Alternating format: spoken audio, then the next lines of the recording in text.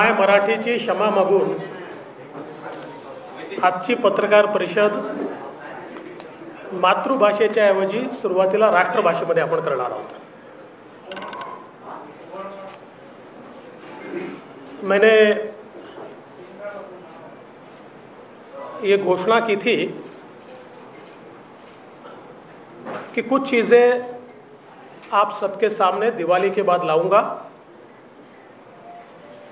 थोड़ा लेट हुआ है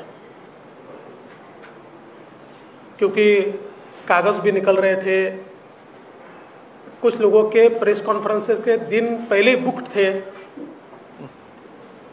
इसलिए मुझे थोड़ा समय लगा। मैं जो बताने वाला हूँ ना तो वो सलीम जावेद की स्टोरी है, ना ही वो किसी इंटरवल के बाद की पिक्चर है। एक बहुत ही सीरियस, बहुत ही गंभीर और एक प्रकार से राष्ट्र की सुरक्षा से जुड़ा हुआ मसला है। पहले मैं दो कैरेक्टर्स के बारे में आपको बताना चाहता हूं। उसमें से एक है सरदार शाह वली खान। सरदार शाह वली खान ये 1993 बॉम्ब ब्लास्ट के गुनहगार हैं। इनको लाइफ इम्प्रिजनमेंट हुई है और अभी ये जेल में है। इनकी लाइफ इम्प्रिजनमेंट सुप्रीम कोर्ट ने कायम की है। अब जो सरदार शाह वली खान है, इनके ऊपर आरोप क्या था? तो इनके ऊपर आरोप था टाइगर मेमन के नेतृत्व में ये फायर ट्रेनिंग में सहभागी हुए, बॉम्बे स्टॉक एक्सचेंज और मुंबई महानगर पालिका, ये दोनों बिल्डिंग में बॉम्ब कहां रखना, इसकी रेकी ये शाह वली खान ने की थी। टाइगर मेमन के घर बम विस्फोट का जो कारस्थान हुआ उसकी मीटिंग में वे मौजूद थे, पूरे कारस्थान की जानकारी उनको थी। अल हुसैनी बिल्डिंग में टाइगर मेमन के घर गाड़ियों के अंदर जो आरडीएक्स भरा गया, वो आरडीएक्स भरने वाले ये शाह वली खान थे। और इसमें जो प्रत्यक्षदर्शी साक्षीदार है या जिन्होंने इसमें सरकारी गवाह के रूप में काम किया,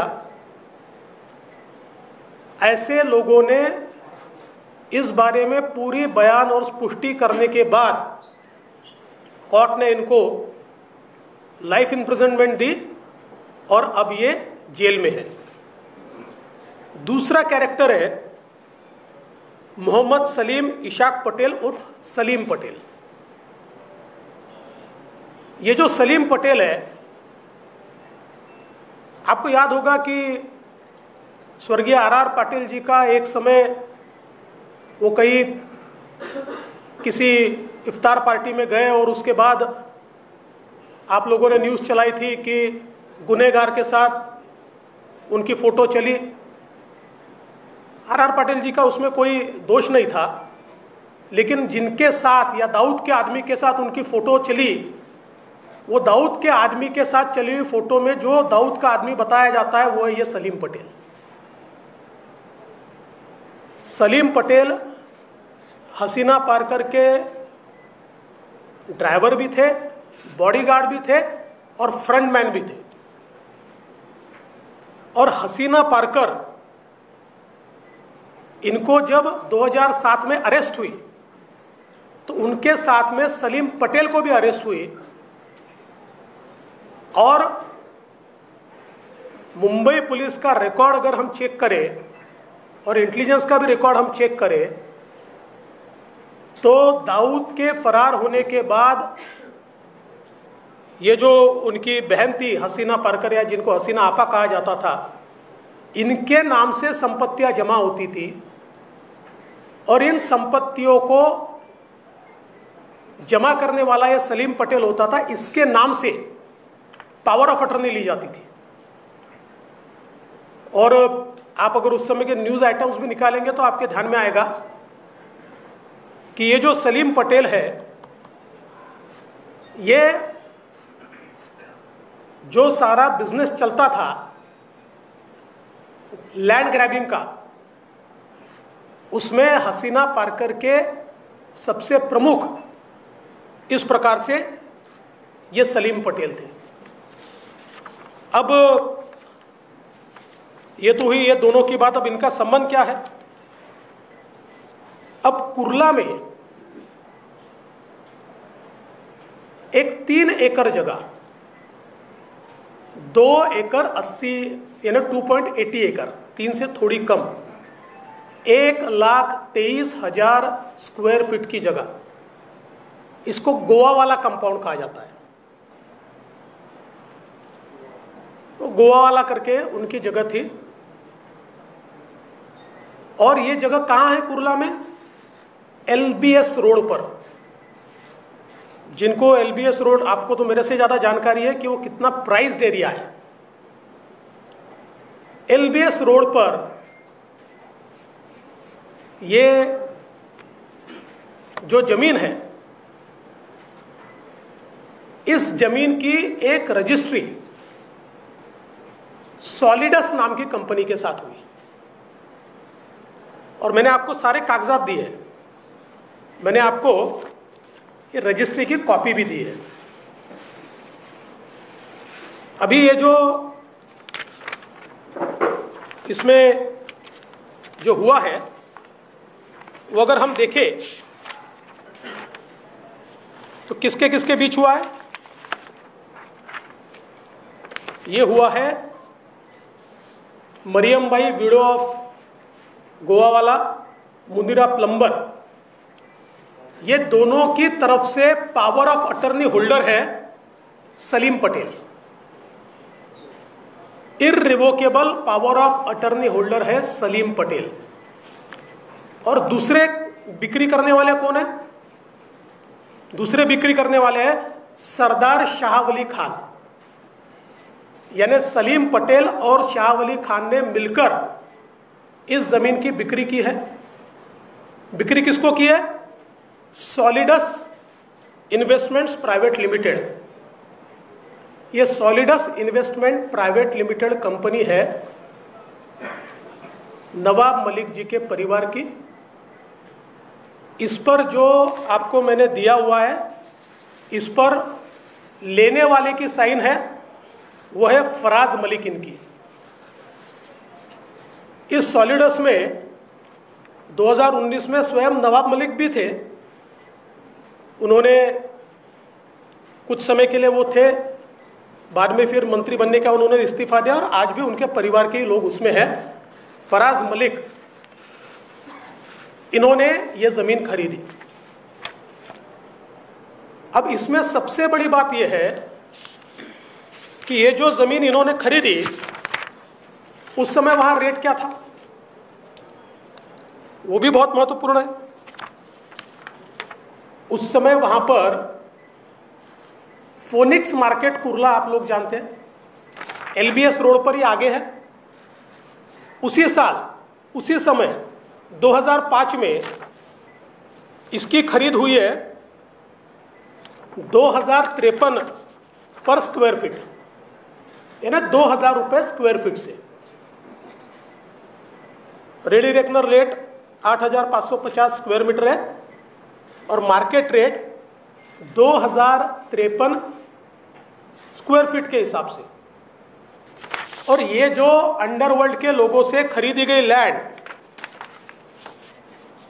कुल 3 एकड़ LBS रोड पर जमीन खरीदी गई 30 लाख रुपए में, 30 लाख। और उसमें से भी पेमेंट हुआ है 20 लाख रुपए का, 20 लाख। अच्छा, पेमेंट किसको हुआ है वो भी आपको मैंने दिया है, इसी रजिस्ट्री में वो दिया हुआ है। अगर आप रजिस्ट्री का पेज नंबर 5 देखेंगे तो, नाही आम्ही तुम्हाला याच्यावर दिलाय ते काय PDF वर दिली, दिली। नसेल मिळाली तर मिळून जाईल पीडीएफ वर दिलाय.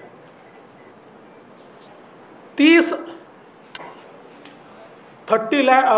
Now this indenture witness that in consideration of sum of 30 lakhs paid on the execution of these presents to the owner as per following particular. Rupees 15 lakh किसको मिले? Party number 1 and 2. लेकिन 1 and 2 को नहीं मिले. उनके power of attorney holder Salim Patel, इनके account में ये 15 लाख रुपए गए. सलीम पटेल के अकाउंट में. उसका अकाउंट नंबर वगैरह सारा दिया हुआ है. और फिर a sum of 10 lakh paid on execution of this too, वो किसको मिले?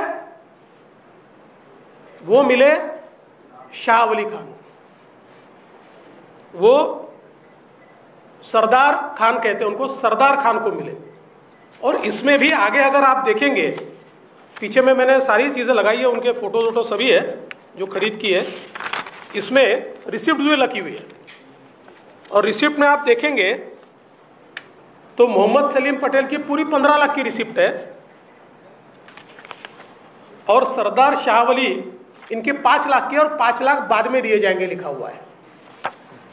ऐसे कुल मिलाकर 20 लाख रुपए में एलबीएस रोड पर 3 एकड़ की जमीन. अच्छा, इसमें भी वो तो एक अलग है. इतने कागजात मेरे पास, आप लोगों को कंफ्यूज नहीं करना चाहता हूं, इसलिए सारे कागजात नहीं दे रहा हूं. लेकिन अब इसकी रजिस्ट्री जब करनी थी तो एडजुडिकेशन किया, और एडजुडिकेशन करके उसमें फेक टेनेंट दिखाए. टेनेंट पावर ऑफ अटर्नी में अलग है, और जो रजिस्ट्री है उसमें अलग है, और एक्चुअल जब नक्शा डाला वो भी मेरे पास है. तो उस समय तो बड़ी जगह खाली है वहां पर, वो सारी चीजें. तो ये एडजुडिकेशन में इसकी कीमत कम दिखाने के लिए ये सारी चीजें की, और इसकी कीमत 3.5 करोड़ रुपया दिखाई एडजुडिकेशन में, ताकि स्टैंप ड्यूटी कम पैसे पर भरनी पड़े. मतलब 8,500 का ready reckoner rate square metre का, 2,000 पर स्क्वायर फीट का मार्केट रेट, और उसको खरीदा जा रहा है 25 रुपया स्क्वायर फीट से, और एक्चुअल पेमेंट हो रहा है 15 रुपया स्क्वायर फीट से. अब मेरा सवाल यह उठता है कि आप नवाब मलिक जी 2003 में जब यह सौदा शुरू हुआ और 5 में समाप्त हुआ, आप मिनिस्टर थे. यह जरूर है कि अंतिम रजिस्ट्री हुई, उससे थोड़े समय पहले आपको जस्टिस सावंत के रिपोर्ट में आपके ऊपर स्ट्रिक्चर्स आए, इसलिए अपना पद छोड़ना पड़ा. पर क्या आप जानते नहीं थे सलीम पटेल कौन है? और सबसे बड़ी बात, मुंबई के गुनहगारों से आपने जमीन क्यों खरीदी? मुंबई में बम विस्फोट करने वालों से आपने जमीन क्यों खरीदी? और ऐसी कौन सी बात थी जिसके कारण ये मुंबई के गुनहगारों ने एलबीएस रोड पर 3 एकड़ की जमीन आपको 20 लाख रुपए में दे दी? सवाल ये उठता है कि इनके ऊपर टाड़ा था, टाड़ा उस समय. ये शायद बेल पर बाहर आए होंगे, इसलिए वो कर पाए, वो अभी उसमें असर्टन नहीं कर पाया. इनके ऊपर टाड़ा लगा था, और टाड़ा का अगर आप कानून देखें तो टाड़ा के कानून में टाड़ा का जो आरोपी होता है या कन्विक्ट होता है, उसकी सारी प्रॉपर्टी सरकार जब्त करती है. उसको सरकार जब्त करने का प्रावधान है. तो क्या यह टाड़ा के आरोपी की प्रॉपर्टी जब्त न हो, इसलिए फिक्टिशियस कंसिडरेशन के ऊपर आपको ट्रांसफर की गई? और हम अगर ये देखें तो इसमें बहुत स्पष्ट रूप से ये दिखाई पड़ता है कि ये जो सारा व्यवहार हुआ है, इस व्यवहार में तो इतनी उथल पुथल है कि आप लोग हैरान रह जाएंगे। मैं वापस कहता हूं कि आप लोगों को कंफ्यूज नहीं करना चाहता, क्योंकि 2003 में इसी प्रॉपर्टी में वो टेनेंट भी बने, उन्होंने अपनी टेनेंसी ट्रांसफर भी की, वापस उन्होंने उसको खरीदा। और इसलिए ये सीधा संबंध अंडरवर्ल्ड से दिखाई देता है।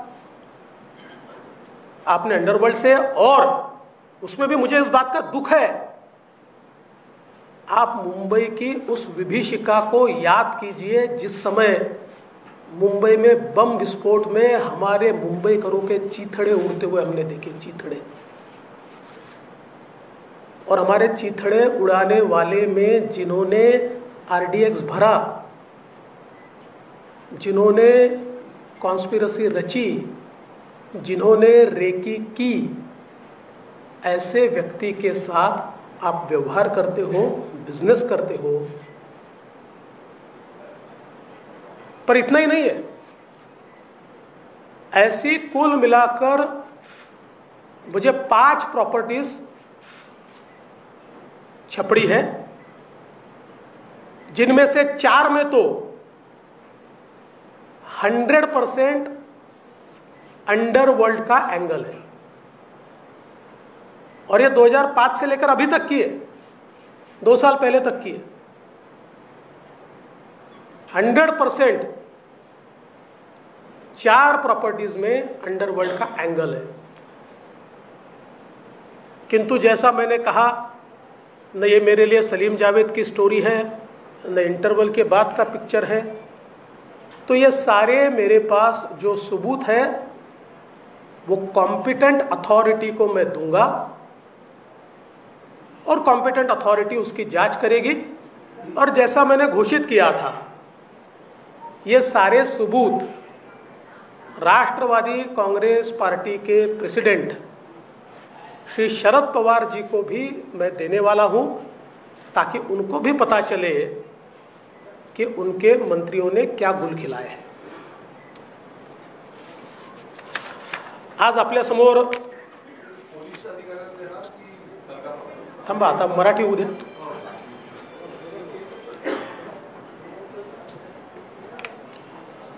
आज आपल्या समोर एक महत्त्वाचा विषय मी मांडतोय।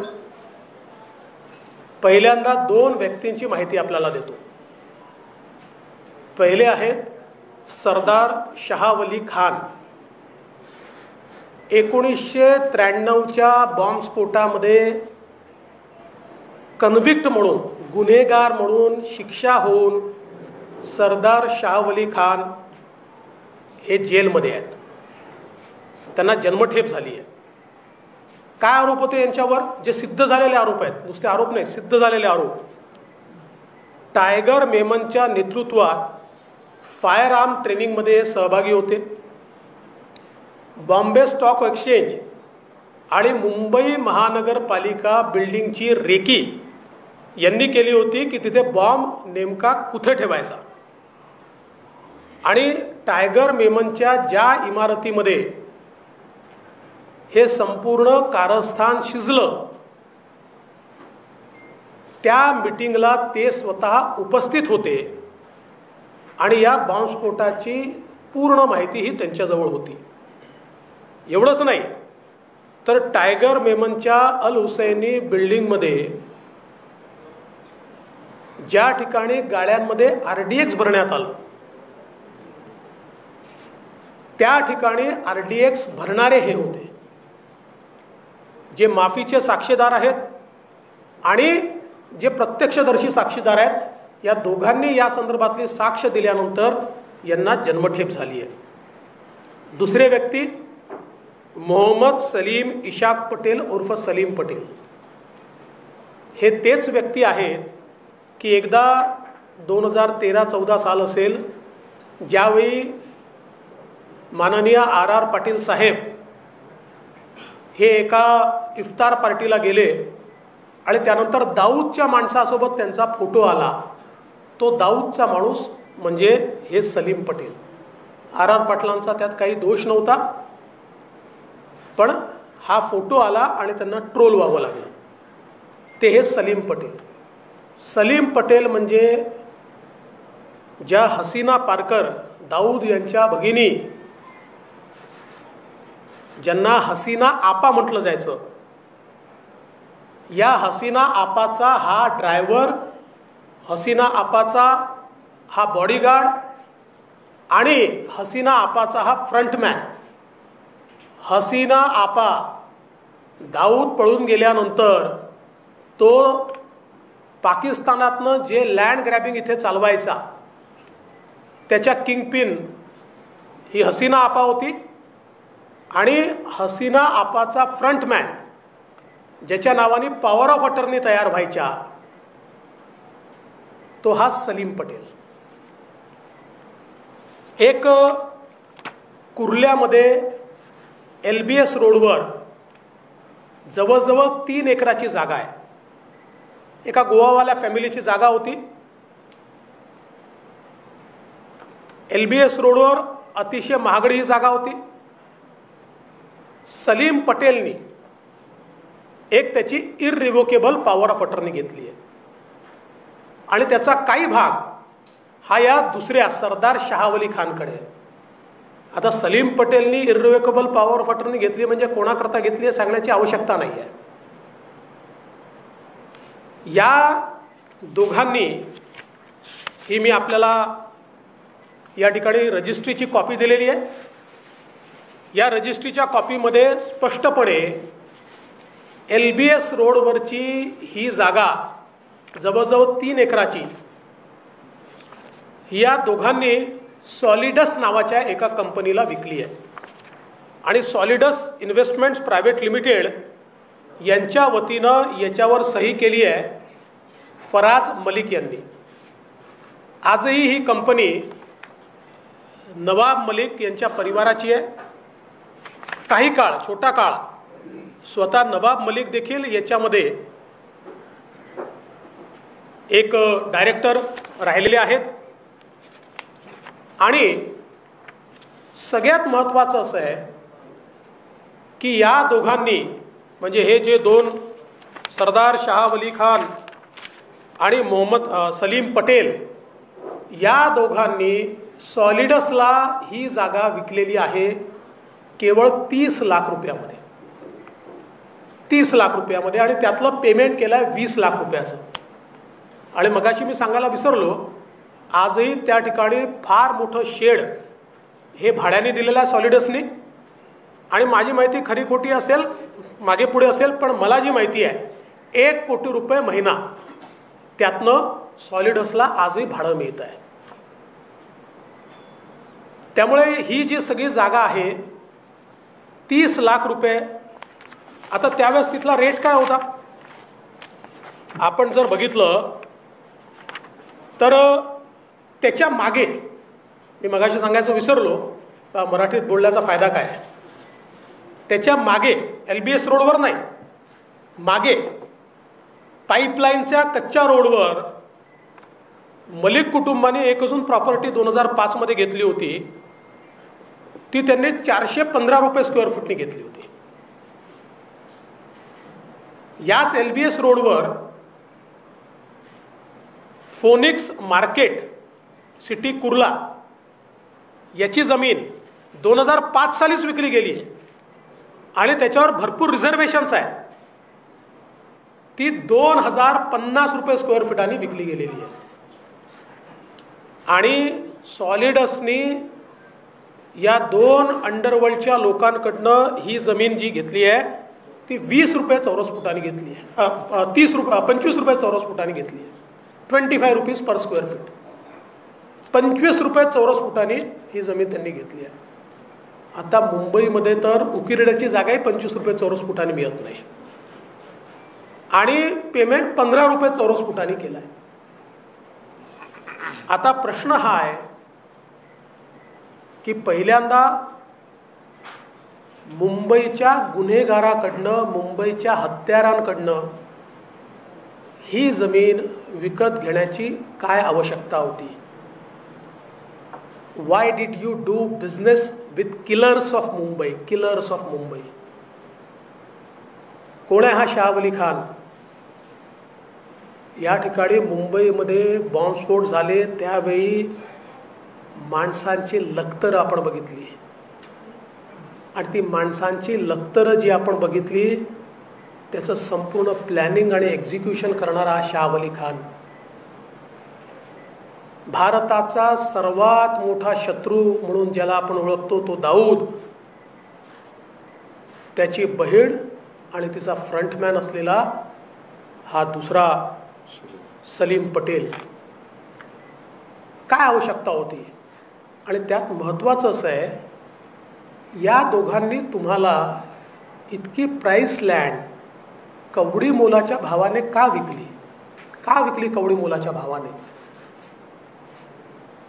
टाळा कायद्याच्या अंतर्गत त्यावेळी हे आरोपी होते आणि कन्व्हिक्शन जवळ होतं.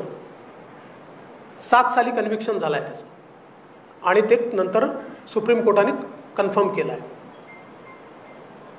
टाळा कायद्याच्या खाली कन्व्हिक्शन, आरोपी असो की कन्व्हिक्ट असो, यांची सगळी संपत्ती जप्त करण्याचे अधिकार हे सरकारला आहेत. आणि मग आपली संपत्ती सरकार जमा होऊ नये म्हणून या ठिकाणी विकली गेली आहे का? ही खरंच 20 लाखाला विकली गेली की या लोकांच्या काळ्या कामांकरता मोठ्या प्रमाणात काळा पैसा दिला गेला? चेकने एवढेच आणि नंतर कॅशने इतर. कारण अंडरवर्ल्डच्या लोकांना चेकच्या पैशाचं काही फार विशेष प्रेम नसतं. त्यांच्या सगळ्या कारवायांकरता त्यांना काळा पैसा लागतो. त्यामुळे कुठेतरी त्यांची प्रॉपर्टी जप्त होऊ नये म्हणून किंवा काळा पैसा देऊन या ठिकाणी ही प्रॉपर्टी विकत घेण्यात आली आहे का, हा माझा सवाल आहे. माझ्याकडे आता 5 प्रॉपर्टीजचे डिटेल आहेत. त्यातल्या एका प्रॉपर्टीचं कागदपत्र मी जमा करतोय, पण 4 प्रॉपर्टीच्या बाबतीत मी खात्रीनं सांगू शकतो की त्याचा अंडरवर्ल्डशी संबंध आहे, अंडरवर्ल्डची डीलिंग आहे आणि सलीम पटेल सोबत केवळ या प्रॉपर्टीत नाही, याच्या पुढेही डीलिंग आहे. त्यामुळे या ठिकाणी हे जे सगळे कागदपत्र माझ्याकडे आहेत हे ॲप्रोप्रिएट अथॉरिटी, मगाशी तुम्ही प्रश्न विचारला ना, ॲप्रोप्रिएट अथॉरिटी यात कोण आहे हे मी ॲसर्टन करीन. ती पोलीस आहे, ती CBI आहे, ती ED आहे की ती NIA आहे. जी कुठली ॲप्रोप्रिएट अथॉरिटी आहे त्या ॲप्रोप्रिएट अथॉरिटीकडे हे सगळे कागद मी देणार आहे. आणि यासोबत मी अनाऊन्स केल्याप्रमाणे या सगळ्या कागदांची एक प्रत राष्ट्रवादी काँग्रेसचे सर्वेसर्वा श्री शरद पवार साहेबांनाही मी देणार आहे. कारण त्यांनाही समजलं पाहिजे की त्यांच्या मंत्र्यांचे नेमके काय प्रताप आहेत.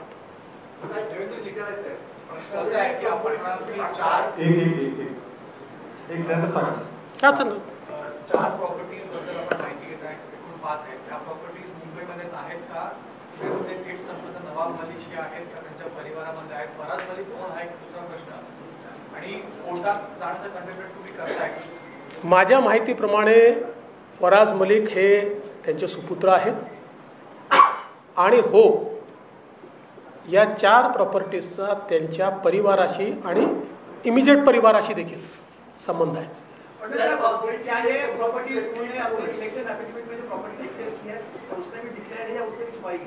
देखिए, मैंने उसकी जांच नहीं की है, मैं सही में बताता हूँ कि ये उसमें दिखाई है कि नहीं, वो मैं चेक करके आपको बताऊंगा.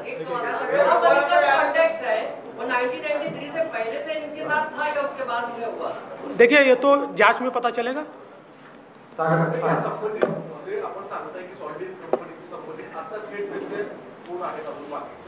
अजूनही नवाब मलिकांच्या परिवारातच ती आहे. असं आहे की जी माझी माहिती आहे ती 2019च्या सुरुवातीला हे जे फराज मलिक होते हे त्यातनं रिटायर झाले आणि नवाब मलिक आले. मग नवाब मलिक रिटायर झाले, त्यांचे एक बंधू आले. आणि आजही आपण जर, कारण ते जे एका मोटरसायकल कंपनीला ते भाड्याने दिलं आहे, ते भाड्याने जे दिलेलं आहे त्याचं जे ॲग्रीमेंट आहे ते रजिस्टर केलं आहे, ते आजही फराज मलिकांच्याच नावाने रजिस्टर आहे. त्याच्या आधी डिफरन्स आहे.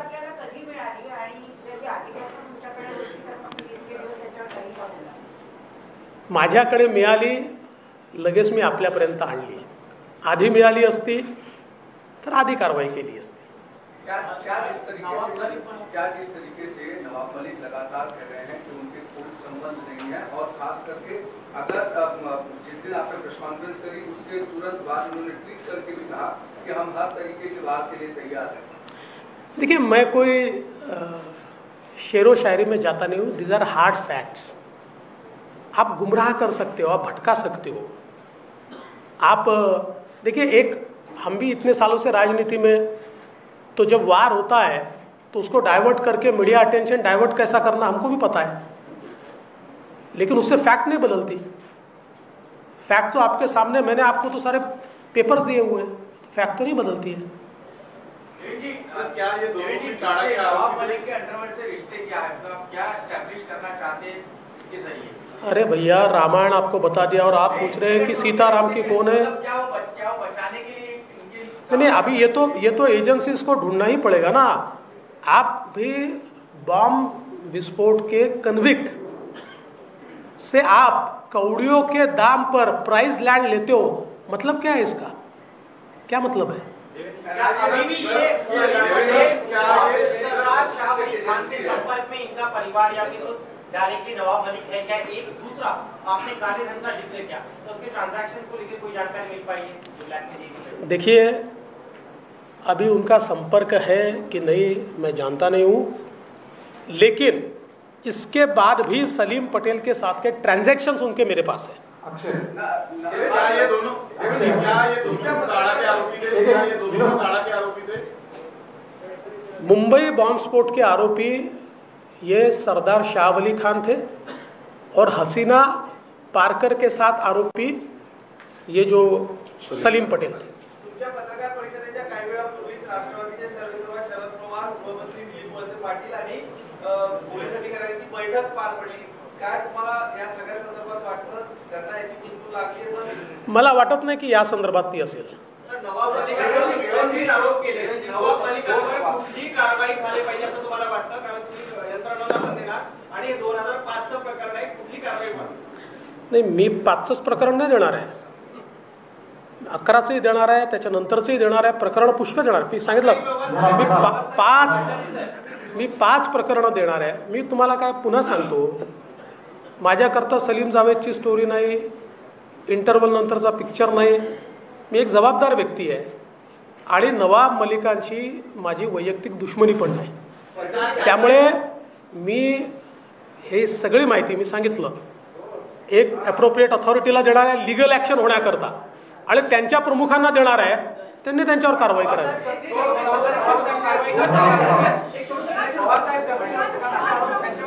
ते आता बघूया.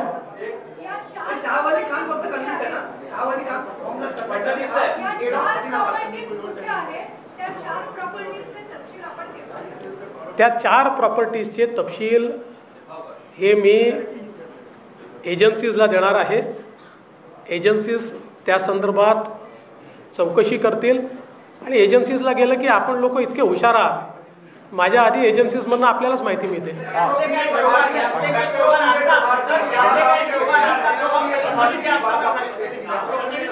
बात आपने कही है, 2 चीजें इसमें प्रमुख तौर पर हैं. एक तो आपने इलीगल पैसे का ट्रांजैक्शन की बात कही है जो ईडी के पास जाता है, और चूंकि इंटरनेशनल लिंक और इस तरीके से एनआईए के पास, क्या दोनों साथ में जांच करने और दोनों जगह साथ में सबूत देने वाले? देखिए, तो एजेंसियों को तय करना पड़ेगा. मैं स्वयं इसमें जो लीगल एक्सपर्ट्स है या जिनको ये सारा कामकाज पता है उनको पूछकर कौन सी एजेंसीज के पास भेजना है तय करू.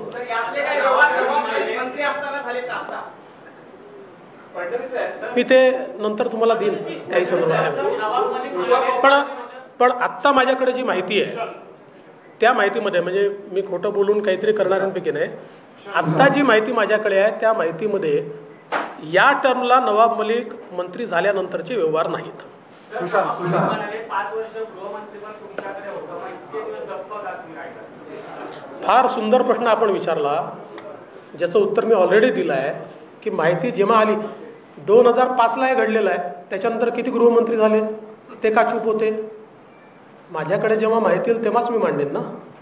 सर्व प्रॉपर्टीची माहिती तुम्ही प्रेसला जाहीर करणार आहात की ते एजन्सीला देणार आहात?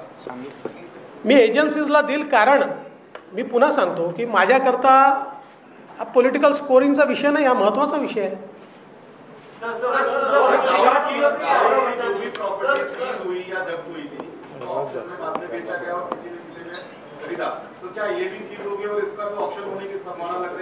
देखिए, आप बहुत दूर की बात कर रहे हैं, या तो एजेंसीज को तय करने दीजिए. नवाब मलिक आता मंत्री आहे, तुम्ही ही सगळी कागदपत्र आणि हे प्रकरण मुख्यमंत्र्यांकडे देणार का आणि राज्यपालांपर्यंत पोहोचवणार? आता आपण ही आयडिया दिली आहे तर मुख्यमंत्र्यांना देऊन देतो, राज्यपालांना देऊन टाकतो. Power of attorney that you mentioned in your thing, what is the exact allegation? Was the accused or was one of the convicts the power of attorney? Is that what you were saying? नाही, one of the convicts was owner and the other was power of attorney holder. Other was power of attorney. आता as I have already told you that I do not want to go into much details because that will confuse you. Otherwise I can prove that even the power of attorney are questionable. Sir, There are two power of attorneys, they are questionable. Sir, तुम्ही महाविकास आघाडीमधल्या महत्त्वपूर्ण cabinet मंत्र्यावरती कागद पुराव्यांचा आरोप केलेला आहे. अंडरवर्ल्डशी संबंधित अजून त्यांचे काही तुमच्याकडे पुरावे आहेत का? आणि तुम्ही सेंट्रल एजन्सीला आता डॉक्युमेंट देऊन तुम्ही त्यांच्या पक्षप्रमुखाला देणार आहात, कारवाईची मागणी करणार आहात, मात्र विरोधी पक्ष म्हणून त्या सध्या मंत्रिपदावरती आहेत, त्यांच्यावरती त्यांनी राजीनामा द्यावा अशी काय तुमची मागणी आहे का? मित्रा, पुरावे तर मी दिलेच आहेत, तुमच्याकडे आलेले आहेत, आणि शरद पवार साहेबांना एवढ्याकरताच देतो आहे की त्यांनी ते बघावे आणि त्यांनी कारवाई करावी. माझ्या मागणीने तर काही होणार नाही आहे, त्याच्यामुळे तेवढ्याकरताच मी शरद पवार साहेबांना देतो आहे की जरा तुम्ही बघा.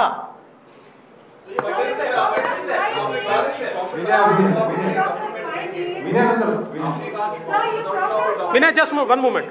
हाँ, आपने कहा कि कॉम्पिटेंट अथॉरिटी के डॉक्यूमेंट्स देंगे, ये राज्य की कॉम्पिटेंट अथॉरिटी होगी या सेंटर की competent authority? It depends upon मतलब किस प्रकार के व्यवहार हुए हैं, उस व्यवहार के आधार पर होगी ना. If it is a black money और इट्स अ बेनामी property, then it will be covered by the central agencies. Otherwise, it goes to the state agencies. ED is also one of the Yeah, absolutely, because ED is also one of the options, because there is a black money involved into this, and IT is also an option, because the Benami Transactions Act, that comes under IT. If required, I can give it to them. Not a problem. So you talked about total 5 deals that you've been speaking of. One is of 2005. Can you give us a time frame of the 5 deals, at least 4 of which you say are associated with the underworld? I've already told that 2011, most of them should be before 2019. Nawab Malik यांनी पत्रकार परिषदेत त्यांनी एक माहिती दिली आहे. ते असं म्हणतात की माझी भाजपशी लढाई नाही, तर एनसीबी मधल्या काही अपप्रवृत्ती आहेत त्यांच्या विरोधात ही लढाई आहे. आणि त्यात त्यांनी मोहित कंबोज, जे तुमचे निकटवर्ती आणि तुमच्या पक्षाचे पदाधिकारी आहेत, यांचे माफियांशी संबंध दाखवलेले आहेत. आणि आर्यन खान यांना खंडणी प्रकरणात किडनॅप करण्यात आलं, इतका गंभीर आरोप केलेला आहे. ते रोजच असे आरोप करतात. पहिल्यांदा तर मला आनंद आहे की त्यांनी सांगितलं भाजपशी माझी लढाई नाही. आमची काही नवाब मलिकांची लढाई नाही आहे, आमचा धुरा काही मिळालेला नाही आहे. पण ते सातत्याने भाजपवर आरोप करत आहेत. मोहित कंबोज यांनी स्वतः सांगितलेलं आहे 1.5 वर्षापूर्वी भाजपच्या सगळ्या पदांचा त्यांनी राजीनामा दिलेला आहे. त्यांनी आपल्या पत्रकार परिषदेत वारंवार हे सांगितलेलं आहे की मी स्वतः हे करतो आहे. आणि त्याहीपेक्षा महत्त्वाचं, मी माध्यमातूनच बघितलं की त्यांनी डिफेमेशनचा दावा त्या ठिकाणी केला आणि त्या डिफेमेशनच्या दाव्यावर नवाब मलिकांना नोटीस इश्यू झाली आहे. प्रश्न हा आहे, आपण एक लक्षात घेतलं पाहिजे की नवाब मलिकांचा काही ग्रीव्हियन्स असेल तर त्यांनी तो मांडावा ना. समजा एका ऑफिसरबद्दल असेल, त्यांच्या वरिष्ठांकडे मांडावा. आपण मंत्री आहात, त्यांच्याकडे आपला विश्वास नसेल तर कोर्टात मांडावा. कोर्टात केस चाललेली आहे, तिथे मांडा ना. पण हे जे काही रोज मांडलेलं आहे याचा अर्थ नेमका काय आहे? सेंट्रल एजेंसी के एक अधिकारी के ऊपर लगातार समीर वानखेड़े को जिस तरीके से आरोप कर रहे हैं और नवाब मलिक का कहना है कि बीजेपी को सेंट्रल एजेंसी के भ्रष्ट अधिकारी के साथ खड़े नहीं होना चाहिए. देखिए, अभी पहली बात तो ये है कि मेरे इशू को आप डाइवर्ट मत कीजिए. आज का महत्व का इशू ये है और आप ऐसे सवाल पूछ रहे हैं जिससे ये इशू डाइवर्ट होगा. लेकिन फिर भी आपने पूछा है तो इसका जवाब दे देता हूँ. बीजेपी जितने अच्छे ऑफिसर हैं उनके साथ खड़ी रहेगी और कोई ऑफिसर गलती करेगा तो चाहे सेंट्रल एजेंसी का हो या स्टेट एजेंसी का हो, उसके खिलाफ भी बीजेपी कार्रवाई करेगी. राष्ट्रवादी अध्यक्षांच्या दुसऱ्या कुठल्या पक्षाच्या नेत्याशी आपण पुरावे देणार आहात? नाही, दुसऱ्यांच्या फायदा काय? लास्ट नवाब मलिकांच्या बाबतीतलं अत्यंत गंभीर प्रकरण समोर आणलेलं आहे आणि तुम्ही म्हणालात की सगळे कागदी पुरावे तुम्ही शरद पवारांना देणार आहात. पण नवाब मलिक हे उद्धव ठाकरे यांच्या मंत्रिमंडळातले मंत्री आहेत आणि उद्धव ठाकरे या सरकारचं नेतृत्व करतायत, तर तुम्ही त्यांना ही कागदपत्र देणार आहात का? नाही, मी मगाशीच सांगितलं की आता मला फार चांगला सी सूचना दिली, माझ्या डोक्यात आधी नव्हतं, पण मी नक्की उद्धवजींना पण देईल, राज्यपालांनाही पाठवून देईल. चला, थँक्यू.